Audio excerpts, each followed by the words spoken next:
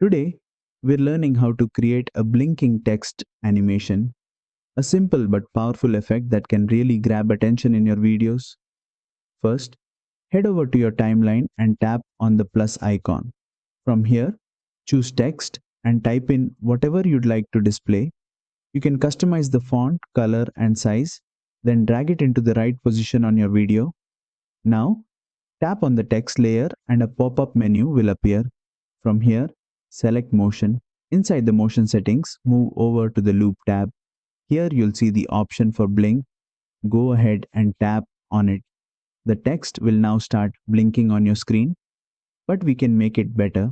Use the duration slider to control the blinking speed. Sliding it to the left will make the blink faster and more eye-catching, while sliding it to the right will give you a slower, softer blink. And that's it. You've just added a blinking text animation in VN Video Editor. It's a great way to highlight words or any important message you want your audience to notice. If this tutorial helped you out, don't forget to like the video, share it with friends, and subscribe for more quick VN editing tricks.